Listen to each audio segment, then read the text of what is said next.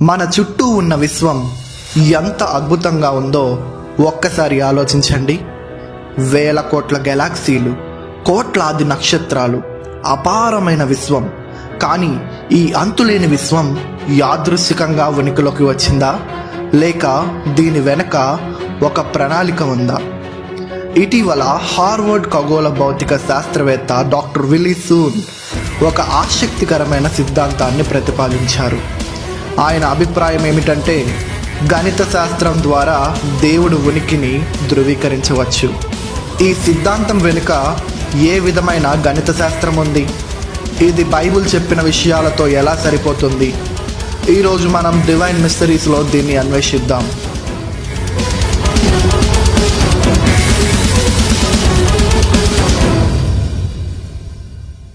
గణిత శాస్త్రం ఒక విశేషమైన భాష.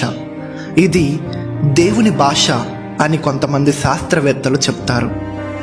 గణిత శాస్త్రం ద్వారా విశ్వం అంతా ఒక చక్కటి ప్రణాళిక ప్రకారం నడుస్తున్నట్లు కనిపిస్తుంది.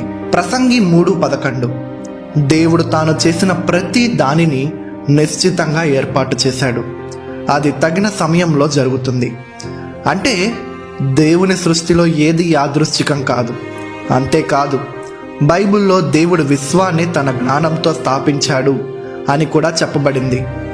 ఇర్మియా 10:12 దేవుడు భూమిని తన జ్ఞానంతో ఏర్పరిచాడు, ఆకాశాలను తన సమర్థతతో స్థాపించాడు.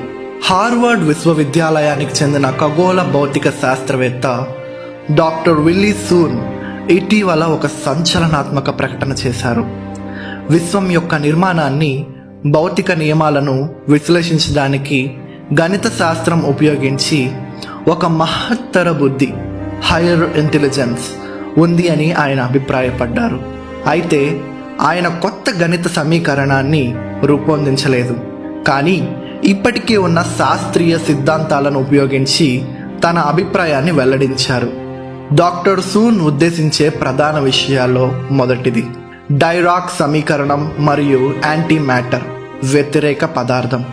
1928లో ప్రఖ్యాత భౌతిక శాస్త్రవేత్త పాల్ డైరాక్ ఒక సమీకరణాన్ని రూపొందించారు. ఇది క్వాంటం మెకానిక్స్ మరియు ప్రత్యేక సాపేక్షత సిద్ధాంతాన్ని, స్పెషల్ రిలేటివిటీ ప్రిన్సిపల్ కలిపే ఒక గణిత మోడల్. ఈ సమీకరణం యాంటీ మ్యాటర్ ఉనికిని ఊహించింది. అంటే ఒక పదార్థం ఉంది అంటే వ్యతిరేక పదార్థం కూడా ఉంది. ఆ వ్యతిరేక పదార్థమే హైయర్ ఇంటెలిజెన్స్గా ఈ సమీకరణం నిరూపించింది.